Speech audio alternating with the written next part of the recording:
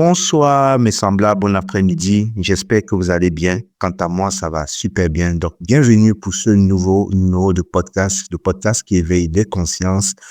Aujourd'hui, mon invité du jour est une personne qui m'a aidé, une personne mais qui sait lire dans des énergies, une personne qui sait comment lire la structure énergétique d'une personne. Donc, aujourd'hui, j'ai le plaisir de vous présenter, d'inviter Samuel Hannibal qui va nous parler de plein de choses. Donc, vous serez vraiment, vous allez apprendre beaucoup de choses dans cette interview.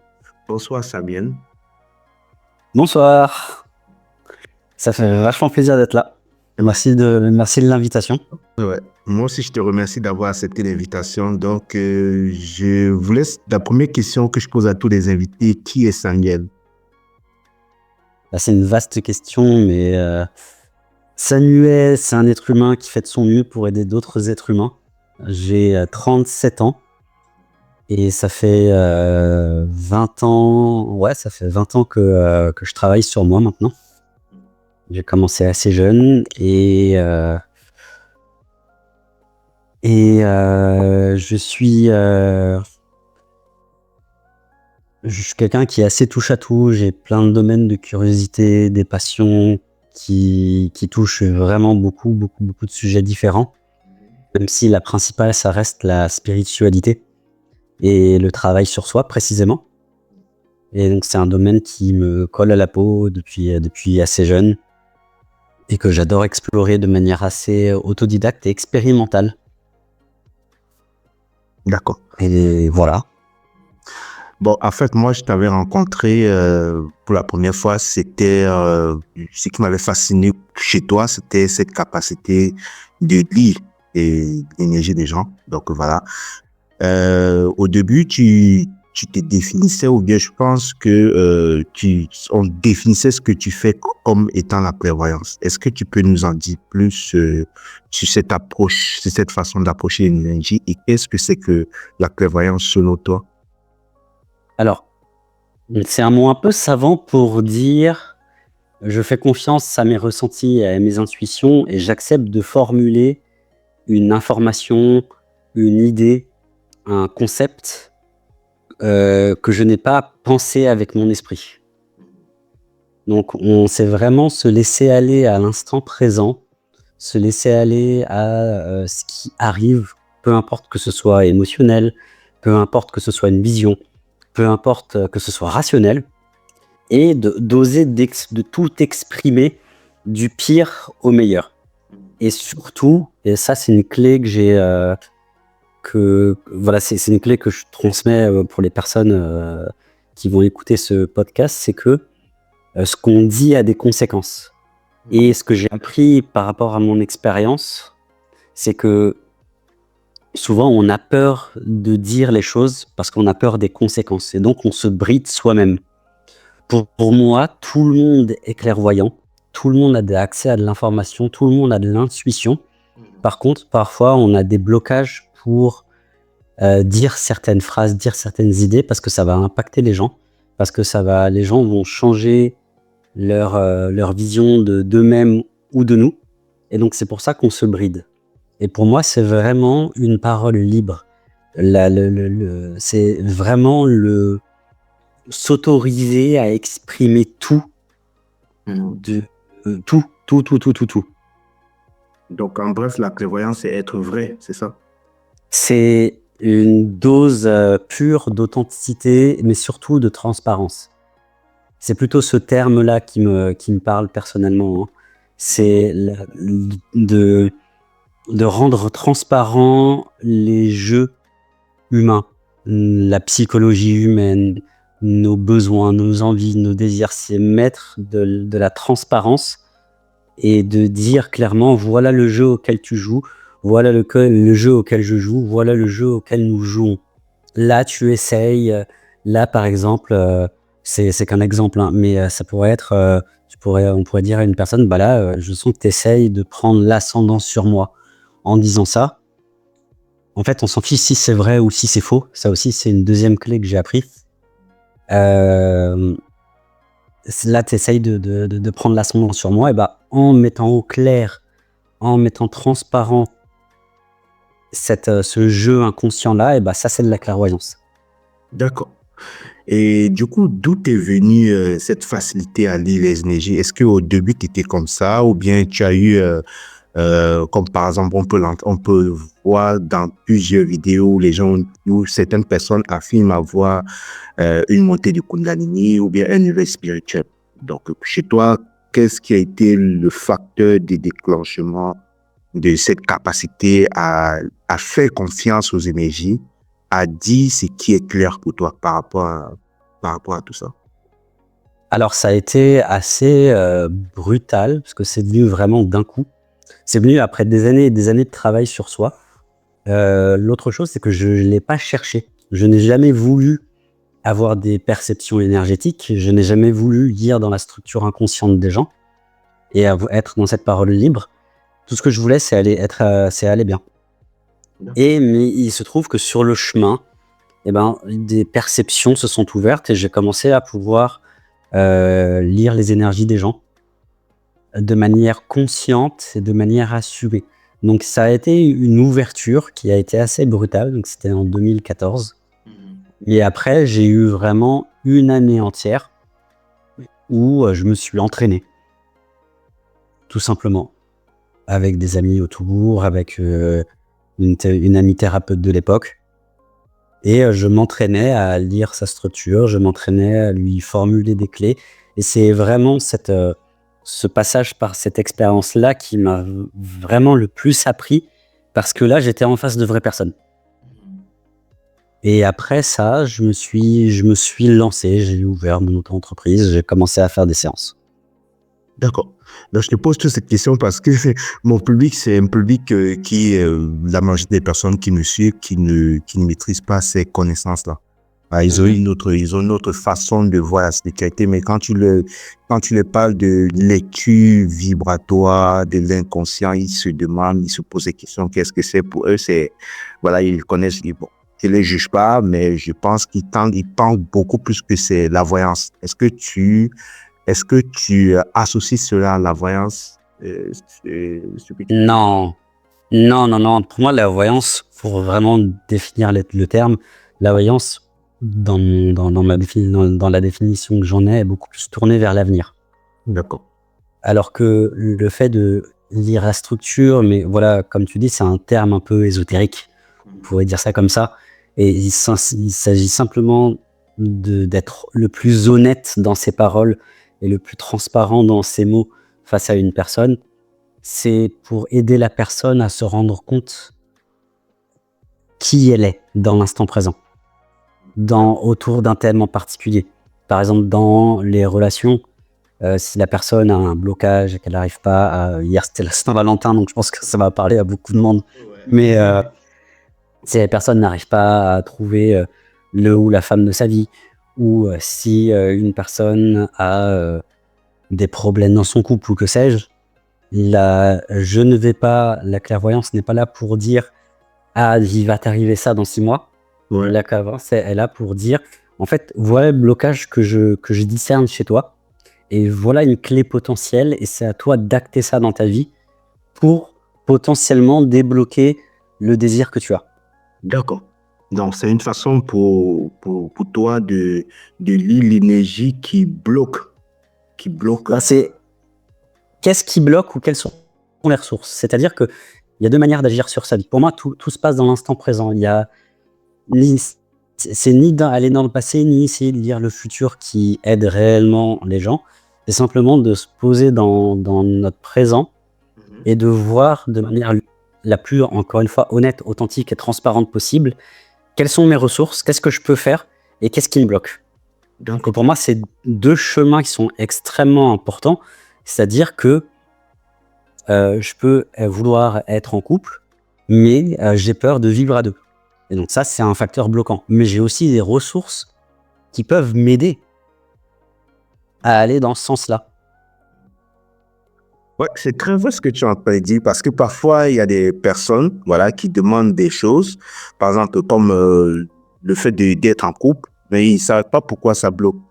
Donc, ils se disent, ouais, peut-être, et chez nous, beaucoup, on va associer souvent ces pratiques, ces blocages à plus de sorcellerie, de magie noire, tu vois, ces énergies. Ah, oui. Ouais, Alors, par rapport à ça, je fais juste une parenthèse, c'est que tout ce qui est occulte, donc sorcellerie, magie noire, etc., c'est quand il t'arrive, parce que ça existe vraiment, je dis pas que ça n'existe pas, mais j'ai un autre point de vue depuis quelques mois déjà, c'est que ce qui est occulte, ce qui est ésotérique, magie noire, etc., c'est ce qu'on occulte en nous, ce qu'on se cache à nous-mêmes.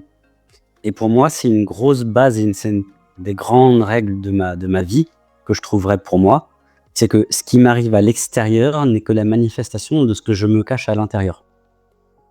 Et plus je mets de l'ombre sur des choses que je ne veux pas voir de moi, plus je mets de l'ombre sur des choses des informations me concernant que je veux pas voir parce que ça fait mal, parce que c'est souffrant, parce qu'il y a simplement du déni, plus l'expérience extérieure va être très très forte, parfois souffrante, pour me faire prendre conscience de ce que je me cachais à l'intérieur de moi. Et que ce soit une situation très concrète, par exemple, mon patron me vire, ou que ce soit de la sorcellerie dans les énergies, etc., c'est la même chose. D'accord. Bah oui.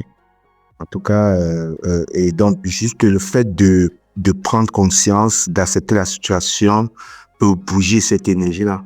C'est ça? C'est ça. Et quand je dis prendre conscience, je vais spécifier parce que c'est aussi important, c'est pas juste mentalement parlant. Ouais, c'est ça, c'est ça. C'est émotionnellement parlant, corporellement parlant, dans nos sensations. C'est-à-dire que c'est aussi sortir du narratif de l'histoire qu'on se raconte au niveau conscient et mental. C'est hyper important d'aussi aller dans nos sensations parce que notre corps possède aussi la solution. Ouais. D'accord. Bon, je voulais te poser une question. Est-ce que tu as déjà eu, par exemple, une personne que tu as accompagnée, parce que tu accompagnes aussi les personnes dans ce sens-là, qui vraiment avec une structure énergétique très complexe et juste un exemple, comment tu as fait pour pouvoir apporter de la clarté dans son énergie? Peut-être une situation plus complexe, on va prendre par exemple, je ne sais pas si tu as un exemple à nous proposer. Par rapport à une des personnes que j'ai déjà accompagnées par le passé, tu veux dire? Oui, c'est ça.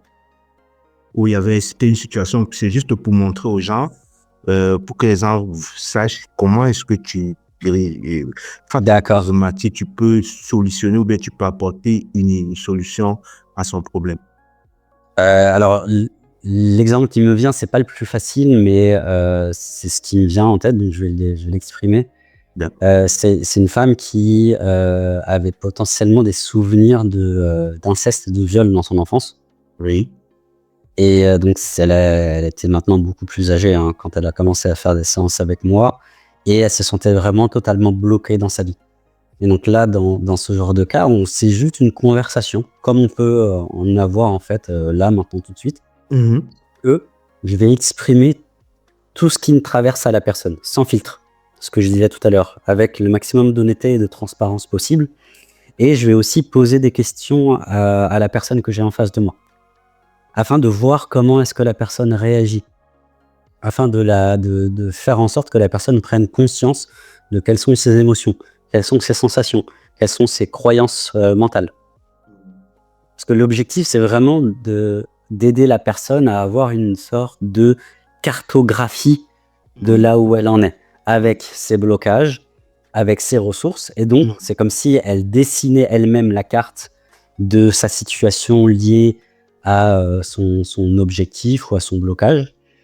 Et ensuite, je l'aide à goûter son expérience, à goûter ses émotions. Parce que tant qu'on ne traverse pas nos blocages, tant qu'on ne traverse pas nos émotions, en fait, ce sera juste du mental, et quelque part, le juste du mental, c'est juste du vent.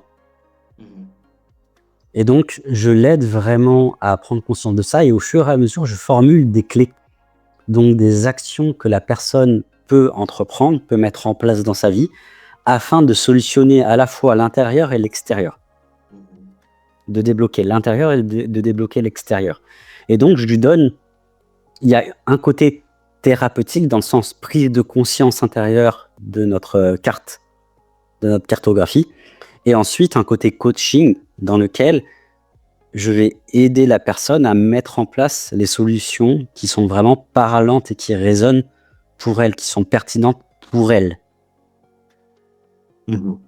Parce que c'est vraiment important que la personne acte ses solutions, acte les idées qu'elle a eues, parce que évidemment, c'est un échange. Et pendant les séances que je fais, c'est un véritable espace de libre expression. C'est très important parce que je m'autorise à tout dire, en transparence, en honnêteté, en authenticité, et j'invite la personne à faire de même. Que la personne s'énerve, que la personne pleure, en fait, tout est accepté. Je crée un cadre où j'essaye, en tout cas, je fais mon maximum pour que ce cadre soit le plus libre possible.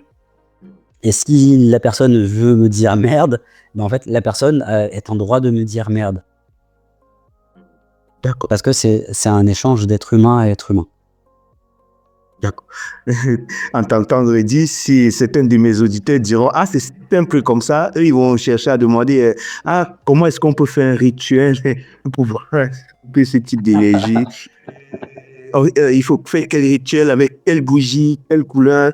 Donc, c'est tout cela aussi que je me permets d'interviewer aussi des personnes comme toi qui ont une autre approche pour qu'ils prennent conscience que, voilà, ou bien nous, parce que je m'inclus aussi à l'intérieur, pour que nous prenions conscience que on peut bouger les énergies sans avoir à faire ou bien à s'élever. Mais en fait, à faire plein de choses. Effectivement, parce qu'en fait, tout est rituel. Ouais. On n'a pas besoin alors, on peut, si ça nous parle, essayer d'appeler les énergies, etc. Mais en fait, quand on parle, on fait bouger les énergies. Quand on fait un geste, on fait bouger les énergies. Le fait d'exprimer de manière claire, en fait, je perçois dans le subtil, donc je vois bien que même là, quand on parle, les énergies bougent. Et en fait, on le fait tout le temps. Et c'est peut-être, ça peut sembler naïf, mais de plus en plus dans ma vie, c'est simplement parler avec le cœur. Parler en transparence, parler avec le plus d'alignement avec nos besoins, avec nos envies, de l'honnêteté, de l'authenticité, du cœur. En fait, plus j'avance dans mes explorations depuis 20 ans, plus j'en reviens à cette simple clé. Sois honnête, sois authentique, sois transparent. Et c'est dur. Enfin, c'est très dur d'être vraiment honnête, transparent et authentique. Mais vraiment, ça change la vie. D'accord. Bah oui, ça c'est sûr. Ça c'est et beaucoup de personnes, nous en particulier, on a peur de ça. Et être honnête, c'est pas quelque chose d'évident. Je pense qu'il faut faire un travail sur soi pour pouvoir atteindre ce type d'être honnête avec toi. Il faut faire un travail sur soi. C'est un cheminement, hein. On est tous en chemin, tous et toutes. Autant qu'on est, on est en chemin. Et mais c'est pas le chemin le plus court, mais c'est le chemin le plus direct, on va dire ça comme ça. En tout cas, c'est ce que je vis. D'accord. Ok. Dans tous les cas, je voulais aussi que, à travers ta perception des énergies, puisqu'on en a un peu parlé de l'occultisme, que tu puisses un peu nous donner ton point de vue sur tout ce qui est énergie négative, que ce soit des magies noires, tous ces trucs, parce que j'ai aussi la particularité de recevoir ou bien de prendre des témoignages de certains de mes abonnés qui me racontent leurs histoires. Et parfois, il y a des histoires mythiques qui sont incroyables. Et parfois, je me demande, mais est-ce que la personne qui me raconte son histoire a vraiment vécu ce qu'elle est en train de me raconter? Et parfois, oui, j'essaie d'interpréter comme je veux. Je voulais savoir, selon toi, pourquoi cette énergie-là est encore beaucoup plus présente dans certains endroits, en Afrique, surtout qu'en Occident. Alors, en Occident, je vais parler de la France pour ce que je connais, on est beaucoup plus dans le mental. D'accord. On est beaucoup plus dans l'esprit, la rationalité. Quand on est africain ou d'origine africaine, donc on est descendant d'Africains, on a une connexion à notre corps et j'ai envie de dire que les énergies passent beaucoup plus facilement par notre corps que par notre esprit. On est capable de faire bouger les énergies par le geste que par la parole. Donc ça, c'est une grosse tendance. C'est vraiment une généralité. Parce que ta question, il y a plusieurs questions dans la question, j'ai envie de dire. C'est que par rapport aux énergies négatives, une énergie, elle est neutre. À la base, elle est neutre. Il y a des expériences, des énergies qu'on va bien aimer, donc on va dire que c'est positif, on va lui accoler l'étiquette positive, et il y a des expériences qui sont pas agréables, qu'on voudrait éviter pour peu importe les raisons, et on va lui accoler l'étiquette négative. Mais en soi, pour avoir déjà vécu des expériences avec des êtres, des entités, enfin plein de trucs, j'ai clairement, enfin la vie, mon intuition, l'univers, appelle ça comme tu veux, m'a clairement fait percevoir que même le pire des démons, ou peu importe l'être que tu as en face de toi, c'est une énergie qui à la base est neutre, mais parce qu'on est humain, parce qu'on a des choses qui nous font souffrir, parce qu'on a un prisme particulier en fait, des choses qu'on veut pas voir et des choses qu'on préférerait voir, on va avoir une sorte de filtre qui va nous faire percevoir cette énergie comme étant négative et que cette énergie voudrait nous faire du mal. En fait, elle veut pas nous faire du mal, cette énergie. Elle a un message à nous faire passer. C'est comme un enfant qui est en colère parce que il voudrait encore jouer aux jeux vidéo, et au lieu de dire très posément en fait j'aurais envie de jouer aux jeux vidéo, enfin peu importe les raisons, il commence à se mettre en colère. En fait, les expériences négatives, c'est un peu ça. C'est que on a un tel déni à l'intérieur de soi, parce qu'on occulte des choses, on met dans l'ombre des choses, qu'on a besoin d'expériences dites négatives, on a besoin d'expériences très fortes pour pouvoir nous faire prendre conscience de ce qu'on avait à l'intérieur. Et que l'essentiel, c'est pas le messager, c'est pas est-ce que c'est un ange ou un démon ou que sais-je qui vient me porter le message, c'est quel message il voulait me faire porter. Et j'incite vraiment les gens à ne pas diaboliser les expériences, quand bien même elles sont difficiles. Et je sais qu'il peut arriver plein de trucs à plein de gens à ce niveau-là. Ouais. C'est quel est le message profond pour moi? Qu'est-ce que cette expérience avec cet être-là, cet esprit-là, cette énergie-là, et qu'est-ce que ça essaye de me faire prendre conscience à mon sujet? Ouais. Dans tous les cas, c'est vrai. Parce que quand on dit toujours, voilà, l'intérieur est le reflet de l'extérieur, quel est le message que chaque expérience est là pour te faire passer? C'est ça. C'est remettre de la communication, en fait. Plutôt que de dire, c'est une énergie négative, je vais la combattre, je vais essayer de la faire disparaître. Ouais. Je vais faire appel à un clairvoyant, un sorcier, un machin pour que me fasse disparaître. En fait, ça va réapparaître sous une autre forme, que ce soit dans la matière ou que ce soit dans le subtil. Si les personnes veulent vraiment évoluer, à un moment donné, il faut se responsabiliser et dire, ok, si c'est pas que j'attire, si je crée ça dans ma réalité, ouais, ça veut dire que c'est moi à l'origine. Donc, je travaille sur moi, je vais me regarder en face, je vais prendre mes responsabilités, je vais me regarder en toute honnêteté, en toute authenticité, et je vais essayer de voir quel est le message, de remettre de la communication avec des parts de moi que j'avais occultées. Ouais. Dans tous les cas, c'est bien formé. Et j'aime bien la façon dont tu as prononcé le mot. Tu as dit créer et non attirer. Parce que parfois, on dit t'attires ça, t'attires telle chose. Je trouve que le mot attirer, ça fait un peu comme si, voilà, ouais, c'est que t'es créé, tu as le pouvoir de créer, mais je préfère le mot créer qu'attirer. Pour moi, ça donne quelque chose. Et effectivement, parce que le terme attirer, ça sous-tend qu'il y aurait un extérieur. Et en fait, vu que l'extérieur, c'est le reflet de l'intérieur, ça veut dire que c'est exactement la même chose. Donc c'est pour ça que je préfère le terme créer plutôt qu'attirer pour ça. C'est des détails. Mais pour moi, ça a vraiment beaucoup d'importance de dire que je crée quelque chose, c'est-à-dire que je prends et j'endosse la responsabilité que je suis l'origine de ce qui m'arrive. D'accord. OK. Je voulais aussi que tu me parles un peu de tes services. Je vois sur ton site internet, on peut voir que tu accompagnes aussi, tu fais aussi des stages pour ceux qui veulent faire la rencontre avec des esprits de la nature. C'est ça? Alors, c'est pas tout à fait ça. Oui. C'est-à-dire que j'accompagne aussi les gens à travers le jeu, les jeux de construction en forêt. Parce que comme on t'en a un peu parlé tout à l'heure, hein, c'est que passer par le corps, c'est aussi très important. Les solutions ne viennent pas qu'en parlant, elles viennent aussi, et c'est pour ça que j'amène ça, avec le jeu. Le fait de jouer en forêt, le fait de jouer tout court, le fait de reconnecter avec l'enfance et le fait de s'autoriser à jouer, ça fait prendre conscience énormément de choses. Et puis parfois, plutôt que de blablater pendant 1 heure, eh ben, tu fais un petit jeu et c'est pareil. C'est-à-dire que ça fait évoluer pareil.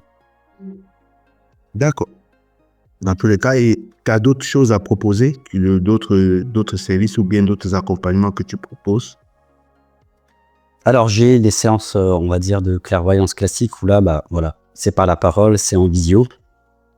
Et on détricote le sujet, on décrypte, on décortique un sujet et je fais en sorte que la personne reparte avec des clés qu'elle va ensuite pouvoir mettre en mouvement dans sa vie, mettre en place dans sa vie. Il y a tout l'univers de ce jeu en général à l'extérieur, mais ça peut être aussi à l'intérieur, où en fait, j'amène la personne à jouer, j'amène la personne à faire des jeux de construction avec les matériaux de la forêt. Et là, c'est vraiment pour faire en sorte que la personne sorte de son mental et s'enracine et s'ancre dans la matière. Et après, j'ai un troisième outil qui est la chirurgie informationnelle, où là, on sait vraiment libérer les énergies qui sont bloquées dans le corps et faire en sorte qu'une fois que c'est libéré, j'exprime à la personne des clés, donc des actions potentielles qu'elle pourrait mettre en place dans sa vie pour faire évoluer la problématique de base. OK. Dans tous les cas, voilà. Bon, est-ce que tu aurais quelque chose à dire ou tu aurais quelque chose à ajouter pour les abonnés, pour les internautes, ou bien un message à passer? C'est le message que j'ai déjà donné tout à l'heure, c'est-à-dire qu'au lieu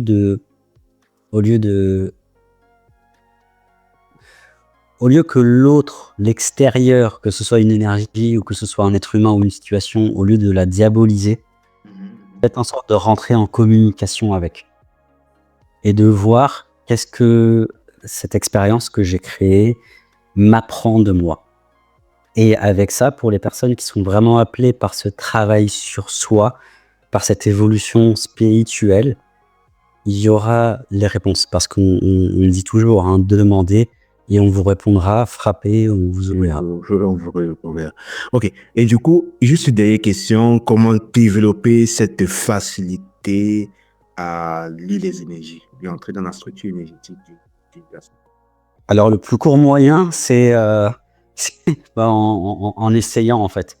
Trouver une personne, 2 personnes en qui vous avez confiance et tester en fait. Parce que certes, de mon côté, il y a eu cette ouverture où ça a été très brusque, mais ça peut se développer aussi en douceur. Et quoi qu'il arrive, bah, pendant des mois et des mois et des mois, bah, je faisais des échanges de séances. Donc en fait, je testais pour voir si mon intuition c'était la bonne.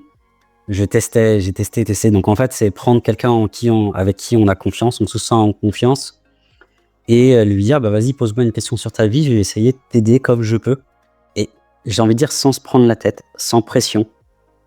et simplement d'être le plus authentique et honnête dans sa formulation. Mais faut vraiment pas avoir peur de se jeter à l'eau. C'est vraiment la clé, c'est bête, hein. On en revient à des choses très très basiques, mais qui sont, et je suis passé par là aussi et je passe encore par là, très difficiles. C'est de se jeter à l'eau, de passer à l'action et de se mettre devant quelqu'un qu'on connaît, parfois qu'on connaît pas, et de dire, en fait, je vais lire en toi et je vais essayer de t'aider du mieux que je peux. Il y a quelque chose que j'apprécie beaucoup chez toi, c'est ton humilité. Le fait de dire que voilà, j'apprends encore. C'est que moi, je te perçois comme, j'ai une image de toi qui est, parce que j'ai beaucoup travaillé avec toi, tu m'as beaucoup aidé à dépasser certaines choses que j'apprends encore. Il y a des séances que toi et moi on a fait, mais que je les réécoute encore. Et derrière ces séances, j'apprends encore quelque chose de nouveau. Et ça me fait vraiment plaisir que tu sois dans cette énergie d'humilité, tu vois. Et c'est vraiment ce que j'aime beaucoup chez toi. Et je te remercie vraiment d'avoir accepté mon invitation. Voilà, d'avoir accepté ce podcast qui va permettre à mon public de découvrir autre chose. Voilà, j'espère que ce podcast sera une porte d'entrée pour eux de prendre conscience de tout ce que nous avons dit et d'aller chercher la solution en soi quand il y a un problème que d'aller toujours chercher à l'extérieur. C'est ça, mais c'est moi qui te remercie pour cette invitation. Et c'est toujours un plaisir d'accompagner les autres parce que c'est un miroir direct vers moi. Ça me permet de me connaître avant tout. Et merci pour cet échange qui a été vraiment fort, très court, mais aussi très très fort et très très dense. Ouais. Je te remercie. Ouais, c'est l'intention, c'est le message qui est à l'intérieur qui compte. Voilà. Bon, en tout cas, je te remercie. Bon, chers abonnés, je vous remercie de nous avoir écoutés. Donc, Samé, j'ai oublié, comment on fait pour entrer en contact avec toi? Est-ce que tu peux nous donner juste peut-être si tu as une chaîne YouTube, si tu as une page Facebook, si jamais certaines personnes peuvent entrer en contact, ou bien tu me donnes les liens et puis je mettrai dans la description du podcast.